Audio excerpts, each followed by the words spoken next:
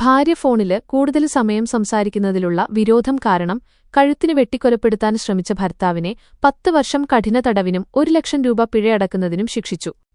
2023 October 29 തീയതി ഒന്നാം സാക്ഷിയായ ശോഭനയും ഭർത്താവും മക്കളും കുടുംബമായി താമസിച്ചു വരുന്നതുമായ തൃക്കലങ്ങോട് പഞ്ചായത്തില് വരട്ടുചോലക്കുണ്ട് എന്ന സ്ഥലത്തുള്ള വീട്ടിലെ വലതുവശത്തെ ബെഡ്റൂമില് കിടന്നുറങ്ങുന്ന സമയം പുലർച്ചെ 4 മണിക്ക് ഒന്നാം സാക്ഷിയുടെ ഭർത്താവായ പ്രതിശേഖരന് ഒന്നാം സാക്ഷി ഫോണില് വിവിധ ആളുകളുമായി സംസാരിക്കുന്നതിലുള്ള വിരോധത്താലും ആയതില് ഒന്നാം സാക്ഷിയോടുള്ള സംശയത്താലും ഒന്നാം സാക്ഷിയെ കൊല്ലണമെന്ന ഉദ്ദേശത്തോടും കരുതലോടും തന്റെ കൈവശം സൂക്ഷിച്ചിരുന്ന അരിവാള് കത്തിയെടുത്ത് ഒന്നാം സാക്ഷിയുടെ ഇടത് കഴുത്തിന് വെട്ടി ഗുരുതര പരിക്കേൽപ്പിച്ച് കൊലപ്പെടുത്താൻ ശ്രമിച്ച കാര്യത്തിന് മഞ്ചേരി പോലീസ് സ്റ്റേഷനില് രജിസ്റ്റർ ചെയ്ത ക്രൈം 1297/23 കേസിലെ പ്രതിശേഖരന് വയസ്സ് 57/23 SBO പാലന് അയ്യപ്പൻകുളം വീട് നിരന്നപറമ്പ് എളങ്കൂര് എന്നയാളെ UBS 307 IPC പ്രകാരം 10 വർഷം കഠിന തടവനുഭവിക്കുന്നതിനും 1 ലക്ഷം രൂപ പിഴയടക്കുന്നതിനും പിഴയടച്ചില്ലെങ്കില് 1 വർഷം അധിക തടവനുഭവിക്കുന്നതിനും ശിക്ഷിച്ചു.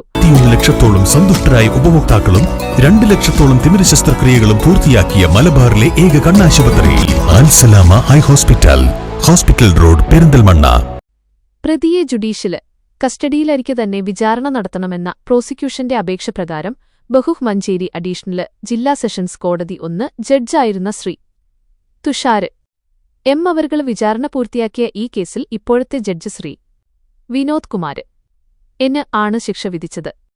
പ്രതി പിഴയടക്കുകയാണെങ്കില് 50,000 രൂപ ഒന്നാം സാക്ഷിക്ക് നൽകുന്നതിനും കൂടാതെ വിക്ടിം കോമ്പൻസേഷൻ സ്കീം പ്രകാരം കൂടുതൽ നഷ്ടപരിഹാരം ഒന്നാം സാക്ഷിക്ക് നൽകുന്നതിനായി ജില്ലാ ലീഗൽ സർവീസ് അതോറിറ്റിയോട് നിർദ്ദേശിച്ചു.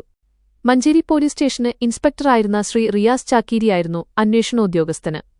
Sub inspector Shri Sajeev AK assistant sub inspector Shri Girish K എന്നിവര് അന്വേഷണത്തില് സഹായിച്ചു.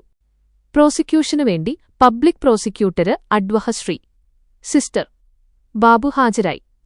പ്രോസിക്യൂഷന് ഭാഗം തെളിവിലേക്കായി 22 സാക്ഷികളെ വിസ്തരിച്ചിട്ടുള്ളതും 29 രേഖകളും 4 തൊണ്ടിമുതലുകളും ഹാജരാക്കിയിട്ടുള്ളതുമാണ്. പ്രോസിക്യൂഷന് വിംഗിലെ SCPO സബിത ഒളക്കല് പ്രോസിക്യൂഷനെ സഹായിച്ചു.